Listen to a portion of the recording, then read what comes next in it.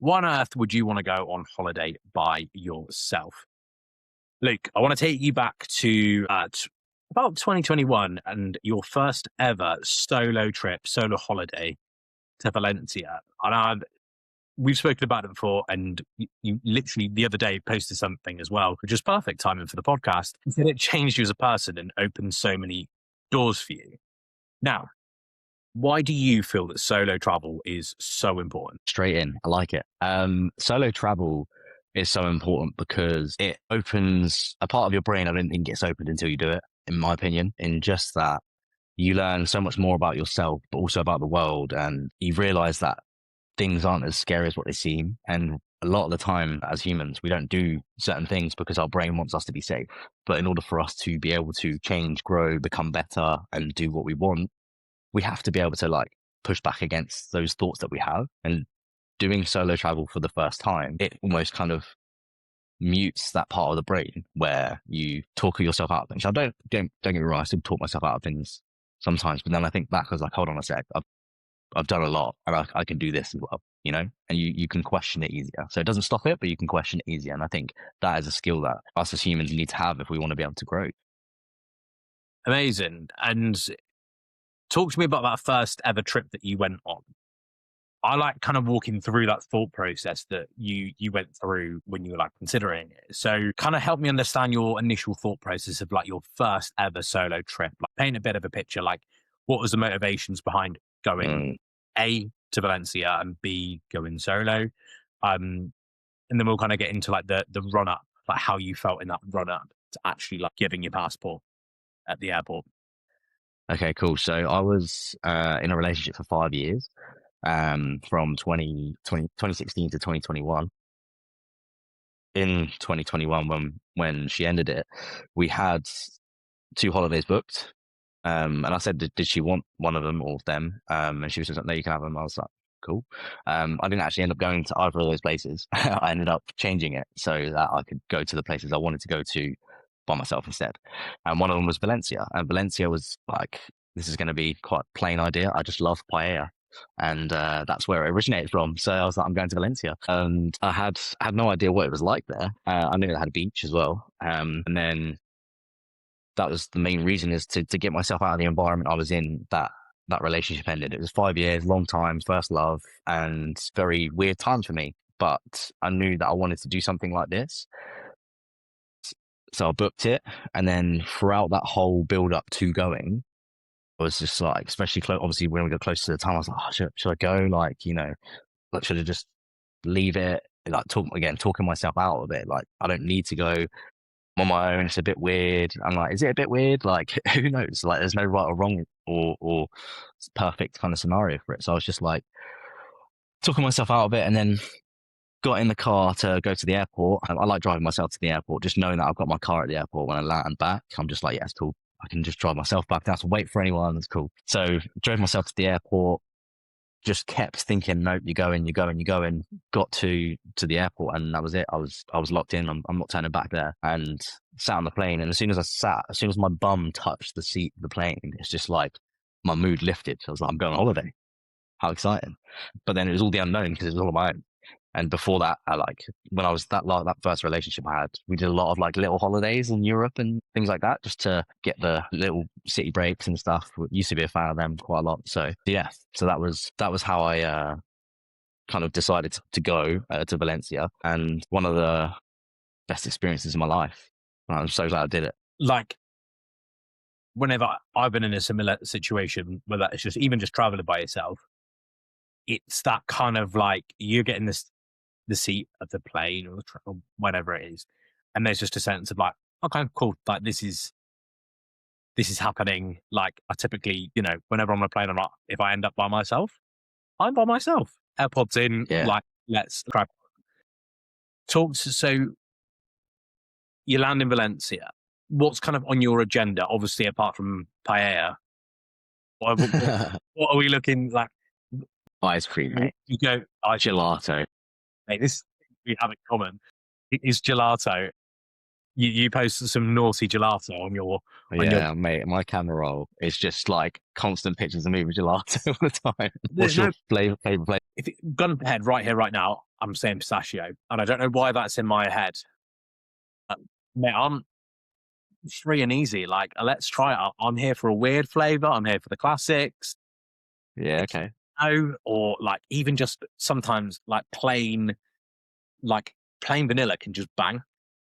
Not Yeah, all the time. okay. Interesting, mate. Interesting that. Sometimes plain vanilla, and it's got to have those little seeds in it. Yeah. You can, but sometimes vanilla bangs. Yeah, okay. Sometimes vanilla bangs. Same with like a chocolate. Like chocolate can bang, but it can also be dread. Yeah. Dark chocolate. Dark chocolate like gelatos. That hits Really, so really well. sweet too. So like dark chocolate, I'm a bit of a child. Like that's just never a go. Like never go for. Anyway, so besides the gelato, talk to me. What happens and next? Are you going with like an itinerary and day by day, minute by minute, or are you kind of just like, I'll see where the wind takes me? Well, I know you, so I think I know what the answer is. So, no itinerary. Just going and seeing what happens. Again, when I was in that relationship, all we ever really did was just like we never did any excursions. We always just did our own thing, like of exploring the city, onto eating all the food, going to the supermarkets, and just seeing what they're like. I don't know why I really enjoy that, but I do. And just did that. And then the first day we got there, checked into my apartment and just did that. And when I got back to my apartment, I was quite sad. I was just like, oh, this is like, I'm just a bit lonely. It was just sat on my apartment floor. It was the evening. I was just like, I can't do this for the next 5 days because it's just reminded me of her. And I didn't want that. I came to try and move myself through these emotions and these feelings that I was getting and the thoughts I was getting. And doing the same thing kept me in them. So after that first day, sat on that apartment floor, just like a bit bummed out. I was just like, right, I need to do something different. Otherwise, I'm just going to be like, just thinking of her all the time. And I went onto the Airbnb excursions app experiences and just scrolling, I found a mountain experience, which was, I didn't even know there was mountains in Valencia, to be fair. But I was like, okay, like sat on the payment page, looks pretty straightforward, all legit. And I was just like, right, cool, let's do this.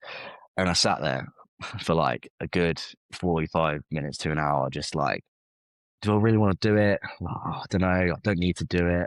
Again, the whole spiel I gave myself before coming out here, I was just like, oh, like I'm all right just doing this. And then I was like, hold on a sec. So what is the worst that's going to happen? Is that I don't enjoy it? Cool. At least I know. So I ended up booking it, hitting that double tap and reading my face. And then yeah, that was at 10 p.m. that night, and I was literally up at 6 a.m. to meet everyone at the train station the next morning. And there was probably about 7 or 8 of us in this little bus. Yeah, like there was 2 or 3 other solo travelers, a couple from Oxford, which is like an hour away from me, from where I lived in the UK. And then obviously we had commonalities there. And I don't know whether excursions are normally that friendly, but it was super friendly. And we ended up going out that night as well after, and then to a beach club the next day, just from the people that I met at the excursion. And that was one of the biggest moments for me in terms of like when you're solo traveling, just how cool it is to meet people from all over the world. Like it just hearing other people's accents from like it's just new to me, like hearing people's Australian accents, hearing people's American accents. I was like, this is weird, but cool, like, right? So, and that was just like, right, I just did that on my own, and that was insane. Like one of the best experiences that really kind of just opened me up to being like, yes, let's do this and trying new things and creating new experiences for myself, which give me new memories, which opens me up to gaining more experience in life. And there's so much from it, just from that moment where I hit double tap and paid from my phone on the Airbnb app. And it's just been such a revelation for me, and I wouldn't be where I am now if I didn't do that, I don't think. Yeah, so almost like the sliding doors of, we'll get into your current situation now, well, in a minute, but yeah, definitely like that one thing happened which opened another door, and before you know it, you're where you are today. Again, no spoil. Exactly. So you go through that trip, you go into the excursion into the mountains, you obviously go out in the night, go to the beach club. So, and you obviously eventually come to the end of that trip. And the going back to normality, the going back to work, the going back to your usual setup after being away. I always find there's like a bit of a weird feeling. Mm. How did What was different for you in that moment when you turn around and you go back to the gym, go back to work? How's things sitting for you? So got back, and that after my first solo trip back into work, all my clients asking me how was it, and it just, I think, allowed me to just understand myself so much more, be more sure of myself in terms, not in a cocky way, but in a way that, I just did one of the hardest things that probably you could do as a solo independent person, is just go somewhere else in the world where you've never been before and just put yourself out there. And I think that, like I said earlier, I think it just comes back to being a skill, and it just allowed me to have more confidence within myself to do the things I want to do more often. Like I said, I still get that voice that tells me not to, but I think the ability for me to handle that voice is so much better now. So going back to work, I just went back as a different person, as a more confident person, as a person that wanted to do more things and wasn't afraid of booking that next trip or doing more things on my own and enjoying my own company more. Yeah, it was good fun, really good experience, and I think from then on, I've just always wanted to do solo things because I'm not found my person yet, and it's just how it is, just not being afraid of living life. Yeah, definitely. I think it's such like an empowering thing. Okay, strip the travel away from it. Say there's a film that you want to go and watch, and I think this is one of the easiest barriers to entry for doing shit alone. Solo stuff, Going to the cinema. great idea. Prefer going to the cinema by myself because you don't talk to anyone for 2 hours. Yeah, Why? Like it almost seems like to me it doesn't make sense to go like there's a big group of you to cinema. I get it's about being together and stuff. Fundamentally, you're like if I don't want to talk to you for 2 hours, like what's it like? Why are we going that's out? so funny. So what's your opinion on a date to the cinema then?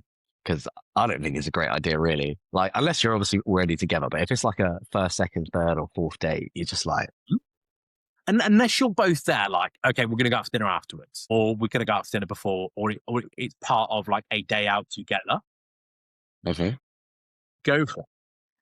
And like, hypothetically, we use, so you're really into Marvel movies and there's a new Marvel movie out and you both are well into that. Go and cook, go and do that. hmm yeah. It I makes suppose some, it's quite an intimate thing, though, isn't it? I guess it is quite intimate. If you can get one of those like lean back chairs where you're like cuddling together, the move, yeah. Yeah. Yeah, I'm really tired, mate. And there's only one arm never extends on that one. 'Cause I don't want to So get it's not both. It's not both. so. I think that's such a low barrier to entry, and Great, that's a great like idea. if you want to start doing stuff alone, if you want to build up that confidence, why should you not do something like go and watch a movie that you want? There's so many like adaptations of like a celebrity's life or a book Mm, that's been made into a film like at the moment. That seems all that seems to be on at the cinema. And like you've read that book or you're a particularly big fan of that musician or whoever, well, why don't you just go and watch it by yourself? Because you're going to be sat in silence anyway. Or are you going to sit there and wait for 2, 3 months for it to come out on Disney Plus? Like, crack on with it now. Like, go and have that experience. Go and have that thing. Like, honestly, think it's such an easy, low barrier to entry thing. yeah, Like, it's dark. No one can see you if that's what you're worried about. Like, that's what it is, mate. That is what it is. People were worried about. that was what I would worry about. Is people looking at me like, well, what do they think? Well, it's dark, so they can't see you. Yeah, And yeah, focus exactly. on the massive screen in front of them. So they can't be like, look at that guy. Look at that guy over there. What a loser. Because they're not. They're thinking about, I'm enjoying this film, slash, I'm eating some popcorn or some sweets, and I can't actually see anyone really. Yeah, exactly. And you're in your like. I think like people. It's the main thing is worried what people think about them because when you're on your own. But I've only ever really got like compliments from doing stuff on my own. Yeah. Like whether it's a holiday or whether it's like a coffee or whatever, people have just been like, "Oh, fair play," like because it's like you have to be comfortable in your own company. Like it's you can't like you didn't come into this world in your own, no, but you are just you. You don't have the control over anyone else, and if you can control how you feel in your own company, you just then again you just become. It's almost a bit more of a power move to be able to be and enjoy your own company. And I think so many people are afraid of their own thoughts that they don't do it enough. Yeah, Uh, I think it's such a big thing. And yeah, like I said, it's kind of the ultimate power move, like you said. With obviously your experience, your journey, as everything seems to be these days, with solo travel, how did that snowball for you? So you do this first trip to Valencia. Oh, mate. Yeah, I What's was just about to say. off the bat? Um, so from Valencia 2021, obviously just after the old pandemic, we are allowed to then start traveling a bit more. I actually did New York with a friend. That was good fun actually, and that was booked again from the past relationship, which was cool. So that was good fun. And then 2022, mate, one of the best weeks of my life. I went to Croatia for a festival, 7 days on my own, and I was almost late for my flight because I missed my alarm. My brother was meant to take me. Apparently, he came, knocked on my door, rung me loads of times, didn't hear a thing. Anyway, I ended up driving myself to the airport again, booking the parking on the way. Don't tell the cops. I was on my phone while driving. And then get there, right, make it on time, get straight onto the plane. Right, we take off from Gatwick, and I'm on my own. Like, there's everyone in this plane is going to this festival, so it's going to be pretty easy to talk to people. But I'm on my own, and then we're flying, and all of a sudden, like, the captain comes on and says, "Just an announcement: we are heading back to Gatwick. Flying for an hour. We're heading back to Gatwick because there's an error with the plane." So we had to turn all the way around, go back to Gatwick, and that was just opened the gate to having conversations with everyone on this plane. No one was kicking off, but people were just like free food and shouting all like stuff to compensation, right? And ended up like manifesting it because we did get free food for the rest of the flight. But went back, they fixed the plane, and then we went off again. So everyone on that plane became friends, and that was such a cool moment for me because then, like, I got to the festival and we all like knew each other, and it was such a good icebreaker to chat to people as well. So that was really cool. And then that whole week just went by, and music festivals to me are one of the moments where I'm the happiest. Like, I'm not anywhere else. I'm there, music, me, good vibes, good energy, people, and I made so many friends that week. Had such good experiences with the music and on the boat parties, and just those people that I made friends then are still my friends now, just because of the connection, the quality of the connection we had straight away. And it was just insane. Such a good moment, like dancing in the sun day in, day out from like literally 2 in the afternoon to 6 a.m. the next day. It was such a good laugh. So that was probably one of the best weeks of my life that I still talk about today, just because the experience that it gave me.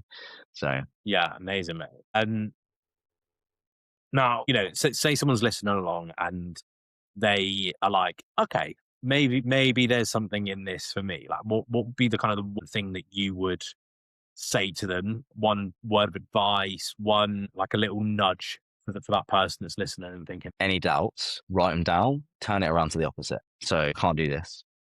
The opposite is I can do this, and then write down just all the times that you thought you couldn't do something, you still did it anyway, because that's going to be your biggest barrier, is just the mind and the thoughts that you have about doing it. That's probably one of the main things. And then if I was going to go for a second thing, is just don't be afraid to chat to people. That's the best way you'll meet people, and you'll never know who you're going to meet. Like, you'll get so many opportunities from just being able to go out and chat to people and say hello. And if you, the worst thing that's going to happen is they don't say anything back. Like, cool, right? That's on them. That's their issue. yeah, mate, amazing. And like, I have to say, like, obviously, you know, uh, known you for a long old time now, and I certainly was a lot more open to trying like a solo travel thing of my own, kind of off the back of kind of seeing you go off and do it. That my first ever time that I did it was in Lisbon back in 2020. Nice. It's for IFS International Summit. Um, a very, very previous life for myself. And it was one, I think I flew out on the Thursday. The event started properly on the Friday. But in those things, you spot there's so many like Facebook groups and WhatsApp groups that you can Massively. joined into. Like, it's been like, it is really cool. What did you get from your solo time traveling? Any good standout moments? Yeah, there was a few, like one thing that kind of stands out to me for this day. I knew I had the event and I knew a few people there. Not crazy depths of connection, but I knew a few people that were there. So that was like nice to kind of have that to fall back onto. But I was very much kind of outside of that, still quite alone. Like I paid for had my flight, did all of that. That didn't really phase me too much. It was quite fun. In these Facebook groups, it's popping off, and there's people traveling from Gatwick, and there's people traveling from Manchester, and there's so many people just like meeting up and having a good time, which is cool. Like, but there was no one from Bristol, and I'm like, okay, so I'm kind of there, like, okay, right. It was a bit like that, made me a bit nervous. But then kind of went through it, and I got there and I got out, and luckily I bumped into then once I got off the plane, someone had messaged me saying, "I seen you you're on the flight from Bristol. Like, do you want to split a Uber?" Yeah, no worries. Nice. Didn't stay at the hotel where everyone else was staying. I went over to I stayed in like an Airbnb, did all of that, went to my Airbnb, checked in. Didn't realize I thought I had like my own like little apartment or my own like sort of like annex in this block of flats. No, no, no, no. I was fully staying with this woman. And it was really weird. And she's like, "Oh, this is my husband." I'm like, "Fuck, okay." And then it was like there was this water shortage, so she's like, "Oh yeah, like if you could just like shower as little as possible, that would be great." And I'm like, "Cool." So that was all a bit weird. And I was sort of I was sat on the bed, and it was kind of getting to the evening. I was scrolling over my phone, and I'm like, "Oh, like I tell you what, just get a download, get Deliveroo." And I'm looking there, and I'm looking at all this food, and I'm like, "Oh yeah," and like you know, we scroll, but then we still flick between stuff. So I was flicking and I seeing like this Facebook group, and they're like, "Right, we're gonna go and do a big solo traveler meet up on the beach." I'm not sure. I don't know. Kind of left it, and then I went back to it, and oh yeah, I'll be there, I'll be there, I'll be there. Right, okay. And I remember walking. I was like, "Fuck it, I'm just gonna go out for a walk, and I'll see how like." I don't know if I'm going to go and do it, but I'm going to go for a walk, because what's the point in kind of just sitting in my room, spend all of this money, time, effort, energy to get here? I might as well go out for a walk on a nice beach. So I go, I'm walking along this kind of promenade, and then I like spot them. And you and I have been in and around the fitness industry for long enough. You can spot fitness people from a mile off, especially Yeah. at the of them. And I'm like, that's them, that's them, that's them. And I'm like, full bail, full bail. I went and kind of like No. went walked the other way. I remember kind of sitting on the edge of this pontoon. I don't know what the technical term was for, but I sat there dangling my legs. And I'm like, what was kind of the standout thing for me is the question I asked myself was, am I willing to go home and talk to my friends, my family, my clients about them and say, "Oh, how was your trip?" And I was like, "Haha, yeah, I didn't really meet anyone. I didn't really do anything. And I just stayed in my room when I wasn't at the event." That didn't really Yeah. sit very well with me. So in kind of like this moment of madness, bearing in mind, I was sat there for a very long time, liberating, going back and forth. Oof. I just start walking, and I go down the steps, and again, very, very stereotypical of the fitness industry. Someone spotted me because they knew me from Instagram. And that was kind of like this opened it up. And I walked in, I started like, chatting to people, and then they chatted to other people. And it all kind of like siphons off into like little groups. And then we all went for dinner and really annoyed these Portuguese people because we were loud British people, making them a lot of money, mind, but we were just these loud British people who sort of came in and were being a bit loud because we'd had a couple of beers.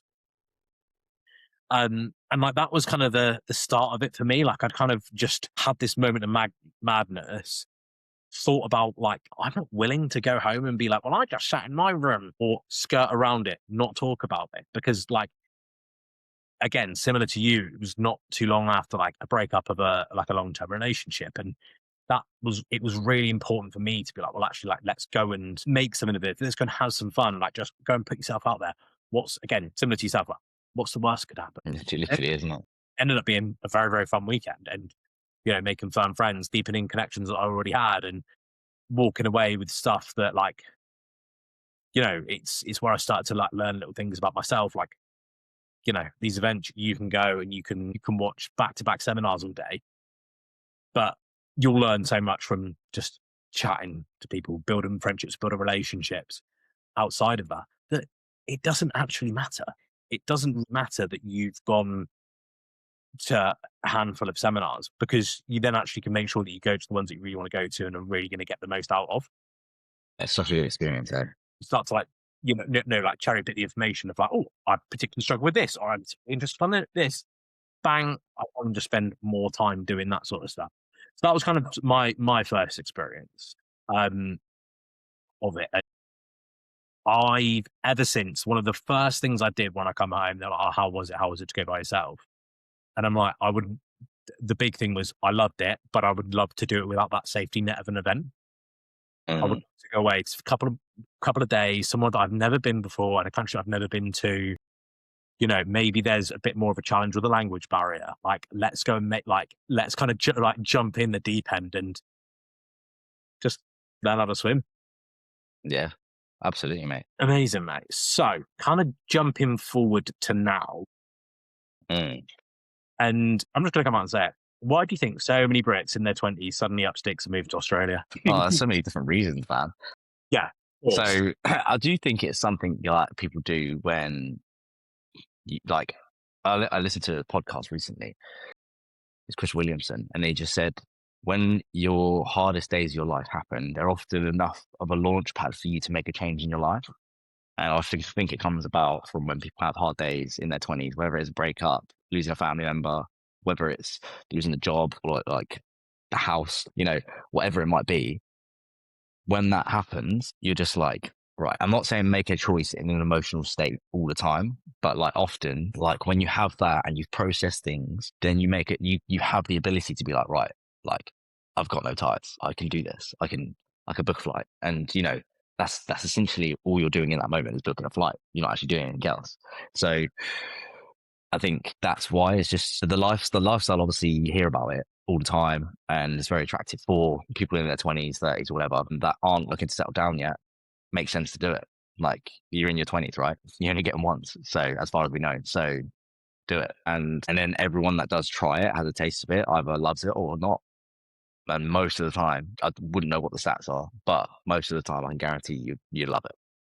I didn't meet them, but my friend, my roommate, two of his mates didn't like Australia, and they're the first people I know that haven't liked it. So they went back to Bali. Yeah, it's that's what it is. I just think you just have so much less responsibilities, less like ties. So more, but it's easier for you to do it. Less commitments elsewhere.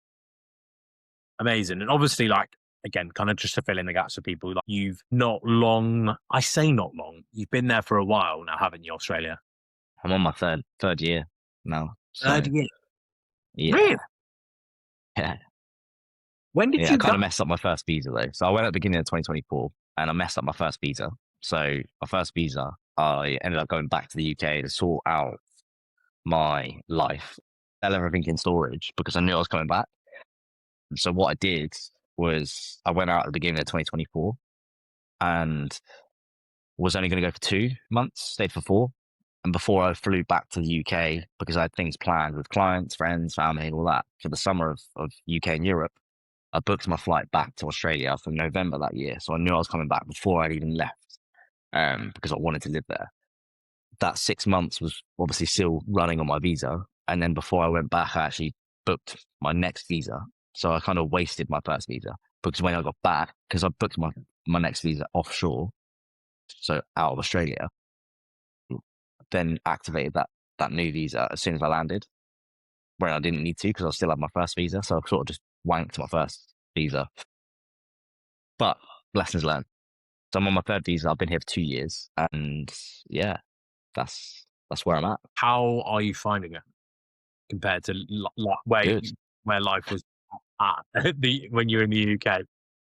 Yeah, interesting. It is kind of like starting over again with a lot of things, but also with better experience and lessons from the previous 27 years. But the thing is, where I am, and I feel like it is like it in other places in Australia as well, everyone's in the same boat. You're full and surrounded by people who have either moved here or moved somewhere in Australia. You often find, like, I'm on the Gold Coast, there's not many Gold Coast originals here. Like, they're everyone's spread about. So not only are you surrounded by other people who are in a similar boat, it makes that whole kind of process a lot easier. Living in Australia is obviously very different in terms of the climate, in terms of the activities. Like, it's just completely different. It's outdoors pretty much all the time. And that's one of the reasons why most people come over here, because everything's outdoors and you do get to spend time in better weather, right? Work wise, still working remotely online with my coaching, which has been a journey, certainly some low moments, but that's all part of running a business, and it happens, right? But I've taken the lessons from it. I've got the support that I need to be able to move through it, and I have done, and I've come out the other side of that, those challenges, and it's only taught me things that I need to do when they happen, right? So that's been really, really insightful and really useful. And I'm grateful for it, because I'm still able to do the coaching online, and building it nicely back up to what it was before I went. And before I got here. So yeah, so it's been good. Meeting new people has been really interesting. Certainly explored the dating scene here, which has been really interesting. But it's been good and not so good. But it's all part. I've learned so much about myself by doing that, and that's one of the perceptions that I changed with dating, is rather than trying to date to find someone, I just dated to make connections and learn more about myself. And when you change that perception, it puts less pressure on it, so that you actually enjoy it more. So when people ask me, like, how's the dating scene, I'm like, actually, like, it's not that bad, like, because you're doing it this way. But if you're doing it to try and find the one, and every time something goes wrong or whatever, you get butthurt, then it's not going to be pleasant, is it? So yeah. Again, I had zero notes on anything along these lines. That's cool, man. It takes the pressure off. It takes the pressure off. Like, pressure is important, but like, I was listening to something the other day. It's like, you've also got to remember that it at no point actually exists. Like, it's just made up. Like, it's in your mind. Yeah. And it's something that you or someone just puts on you, a situation, a relationship, whenever you're dating someone, like, that's a massive, like, almost a thing that you don't necessarily need. Like, oh, this is important and it means something to me, is very different to, like, this must work and this part, like, I'm going out. There's very, very specific, like, outcome, if that makes sense. Yeah, exactly. That's it. And you're absolutely right. The thing is that a lot of the things in life are like that. Like, it's only things that you've made in your mind, right? There is like a quote, I can't remember the exact way it goes, but it's like 80% of the problems you have in life, you'll never actually face in real life, because they're just in your mind. And I think, that, like, everything has to come from our mind that we do. Like, every single action, every single thing that we say, do, feel, whatever, comes from how we perceive the thing, the circumstance. So it's really interesting. And when you see that, and you're like, actually, you can probably have quite a lot of control over how you perceive things once you start to understand that. Yeah, million percent, mate. And kind of almost like putting it in reverse ever so slightly. When you were making the decision to up sticks and leave, it's not a small move. It's not like, I'm going to the next town along, which takes 5 minutes to get to. This is, I'm going actually quite far away now. What pushed you over the edge when you were in that decision-making process? Yeah. So, I spoke about that launch pad and that whole, like, when something happens, that was from personal experience, as well as obviously that podcast being, like, very relatable to me, which is why I mentioned that. So in 2023, it was a tough year. First of all, the relationship I was in, that ended. And then once that happened, like, shortly after, the house I was living in, I lost it. I was due to move, had another house secured for 2 months. And then the week before I was supposed to move, the landlords of that place told me that they'd given it to a relative. I had to find somewhere else. Obviously, in that time, I've given my notice in my place I'm currently staying in, and they found someone else to move in. So now I'm like, what am I going to do? So I ended up just going back to my dad's, which I'm very grateful for. At the time, I really didn't want to. I was like, oh no, I can't go back. I thought it was the worst thing in the world. But actually turned out to be quite a blessing in disguise, because one, I got to save loads of money from not paying as much rent. Thanks, Dad. Also, my nan, bless her, she was diagnosed with cancer in 2022, and she was just getting worse throughout 2023, and she died in September. So my dad lived like you know, when people say around the corner, it's not really around the corner. This was literally around the corner. You literally turned the corner and my nan was there. So, and that's always been like that. So very grateful to have had that my whole life. But I was then obviously living back with my dad, which meant I got to spend a lot more time with my nan and kind of help her through the times where she wasn't able to do much, but she still wanted to do things, you know. And then she passed away in September, which was probably the hardest day of my life, just seeing her dead body and being like, what is this? Like, where's she gone? I don't get it. Like, and I think anyone that's lost someone or seen someone pass away would understand this, is like, where do you go? You literally don't know when this is going to happen to you. And that was like the thoughts I was having. I was just like, why am I not going to do what I want to do because of like certain things that I think about in my mind that stop me? Like, I could easily just do this. So I'd actually went to IFS, which is the event that you went to in 2022. I did it in 2023, and that was the weekend my mum passed away. And I'd actually met a couple of Australians, and that was kind of just like, maybe I should just go to Australia, like, because why not? What's going to stop me? So saw my nan's dead body. 2 days later, I booked my next trip to Bali and then Australia. And like, again, like, it was a really sad moment for me, like losing my nan, and she was like the number one lady in my life. She looked after me from when I was 2, right up to like throughout the whole school, everything. And then it sort of roles reversed as she got older, which, you know, like, I'm grateful that I was able to do. And then upped and left to go to Australia 3 months after that. Booked my flights 2 days after my nan passed away, and here we are. So those 3 things happening in that year, like losing the relationship that I was in ended, losing my house, and then my nan passing away, was enough of a energy for me to actually just be like, fuck it, book the flight and then do the thing. As that was probably one of the biggest lessons that year. Do the thing. Amazing. When you talk about you move in a similar circle to me, so like you'll understand the idea of like escape velocity, and basically how fast do you have to, like, how much momentum you have to build up to break free of a current situation. And I guess it's a kind of similar concept to what you're explaining there of getting to a point that almost like, you know, one of those things in isolation is, hey, it's shit, it's horrible. But then when you start to compound those things that happen on top of each other, and then on top of each other, and then on top of each other, like, it almost then makes the decision of, hey, everything's pretty good. Fuck it, I'm going to move to Australia, for example. This has happened. I've got all of this.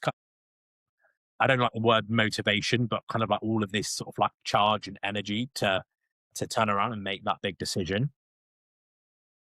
and actually going through it like that for me, I don't know how it feels for you, but that almost sort of gap between there and there feels smaller compared Yeah. to like, hey, everything's officially banging job, banging house, banging relationship, everything's going right for me, but I'm gonna put all of my money on, you know, Black Seven, roll the dice and see what happens, versus, and then just swing, risk it all.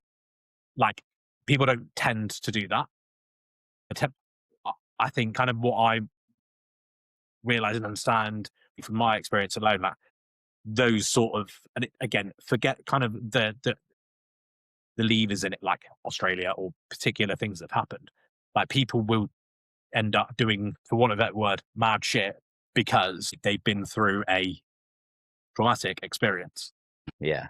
or in a culmination of just horrible things that have gone on, to kind of get them ready to move into that next thing. So where do you feel that kind of motivation, that it had to be Australia, it had to be at that point in time, like, where do you think that level of certainty that this is the right thing to do came from? Did that accumulate over time, or was it you kind of just woke up, it was there? Mm, Sense? yeah. The certainty that I wanted to do it was it kind of just woke up and it was there. Like, before then, I had really no inkling about Australia of what I wanted to do, to be honest. Like, it was just something like I needed to make a change. And the plan was actually to go and live in Spain because I love Spain. I think it's great. Valencia, funnily enough. But I was just like, well, why not do Australia first? That was it. Like, I was just like, do Australia first, see what's there. Because I know so many people that have gone out here and come back and said how amazing it is and actually moved back out. Funnily enough, I ended up doing the same thing. So I was like, something's got to be over there. And I think when you're on that side of the world, all you hear about is the sharks, the spiders, the bugs, the crocodiles. You don't really hear about what it's actually like. So, you know, I think that made me laugh when I came over. You know, you barely actually, like, yeah, of course they're here, but you don't actually see that many of them, you know? Yeah, it's funny. No, amazing. And how long? Obviously, said like you said there, like as much as it is obviously up the bugs and the crocodiles and the sharks and whatever. There's also like if I went on to Instagram and typed in the word Australia in a search bar, I'm going to get the sunsets, the beaches, the outdoor lifestyle. And again, that's very, very different to the UK. But how long did it take for you to feel like you were at home? And is there anything that you specifically did to basically create this like homely sense or the feeling of being at home in your, again, quote unquote, new life? Yeah, good question. Because it probably was like a good like 16 to 18 months before I actually felt like it was at home. Like I knew I wanted this to be my home. So I kept saying that this is my home. And that helped me. But in terms of actually feeling like it was home was when I felt like I had a nice community. And I was more settled with where I was living. And then that they were the two main things, going out and forcing myself to meet new people, because that's what's allowed me to create the circle that I've got now. And that's what's made me realize how important community and connection actually is. Yeah, I'm talking about all this solo travel. Yeah, I'm talking about doing things on your own. But the caveat is that you meet new people and you create new experiences with people. You still have that human connection. And that's what is obviously on the Maslow's hierarchy of needs is one of the biggest things, is having that human connection. So I think that's what made it feel like a home, is when I actually had a consistent community around me, which is now like something I just see as so important in day-to-day life for anyone. Yeah, man, a million percent. And it's something that until the last few years, I've kind of like brushed under the carpet of like, yeah, you're having friends and maybe a partner or whatever, some family members, but whatever. But as I've kind of grown older and stopped kind of fighting that idea and that narrative in my head, like you actually very, very quickly learn how important community. Now, it doesn't mean that, you have a big circle of friends, but it's that level of like, I feel like a lot of it is like a level of familiarity, familiar, familiarity. He's got it. Third time. Um, in your surroundings, like you learn the guy in the coffee shop's name and he learns yours back. The people that you pass on the street, you say hello to, and really kind of building in a new place. Like I feel like that is A, really hard to do, but B, like it is essential. And it's one of those things that seems negligible, like, oh, it doesn't really matter. Like, is it really going to make that much of a bigger deal? But until you kind of don't, you very, very quickly learn that it's very, very, very, very important. What would you say kind of been your biggest breakthroughs, lessons, things that you kind of hold dear to you now? Yeah, mate. I wish I'd prepared for this question. Yeah. All right, because I feel like it would take me time to kind of like maneuver my answers. But so the first thing is putting yourself out there. Like you have to, and you're only ever going to get better from doing that. There's no bad thing that's going to come off that. You learn how to deal with rejection better. You understand people better. And I know people were like, "Oh, I hate people" and stuff. That's a you issue if you're someone that's like that, unfortunately. But you get better at dealing with that. You understand yourself more. Like the self-awareness thing is so important. You have to have self-awareness, otherwise you are not going to be able to like change. You have to have it, and you just become so much more self-aware. You learn about different parts of life that you probably wouldn't learn about if you just lived the same days, day in, day out, right? And the biggest pet hate I have is when people say same shit, different day. I'm like, that's your problem. You can change that. You don't have to do the same shit, different day sort of thing, you know? And the reality is, it's not, because no 2 days are the same. There's always going to be differences. So change your perception of that. And I think that's what that does, is like it helps you realize that no day is saying every day is going to be different. You are going to get days that absolutely suck, maybe for no reason, like just in your head, you're just having a bit of a bad day, and that's okay. That's fine. But it's helped me understand those not so good days and realize that they pass, and you can still make good of certain things in those days. And I think that's what it's about when you are doing things on your own and also making big changes in your life, is that it's not going to be easy. I came over here thinking, oh, I'm going to get an apartment easily. I'll be fine. Like, do all of this. It was not fucking easy, but it was so worth going through all of those struggles and those times where, oh, maybe I should just go back to the UK. What am I doing here? Even now, mate, I'm still getting them. Like, because I'm at the end of the third working holiday visa, I'm going on to this next visa. I'm like, well, maybe I should just go back to the UK and take what I've learned. No, like, this is just my mind trying to get me back to safety, when the reality is it's not really that unsafe what I'm doing, but it's just how we've evolved. Something like this seems like it's unsafe, right? Yeah. So dealing with discomfort, dealing with rejection, being able to still understand how the world works, trying to build a business with my UK audience and building an Aussie audience, all of this stuff is just completely changed how I think, act, feel, and communicate. Amazing. And that kind of brings us nicely to an end. Where can people find out more about you and what you're up to? I mainly just use Instagram, to be fair, at Luke Randall Fitness, and that's the main place. You can do a quiz that I've got if you're single. Mate, I've had people that aren't even single do it, but it's what type of single are you? And then that'll give you access to an action plan for you to help navigate your single life, but also you'll then be added onto my emails, which are always fun, enjoyable. I like writing them. They're a little bit of a diary for me, but there's always going to be lessons, tips, tricks, insights in there. So they're the two ways: emails and then Instagram. And yeah, that's how I like to communicate with the world and put myself out. I will let you crack on, Nate. Thank you so much for coming on the show. I've really, really enjoyed speaking to you. No, I appreciate you asking, mate. It's been good, and hopefully I'll see you soon. You soon. Much love.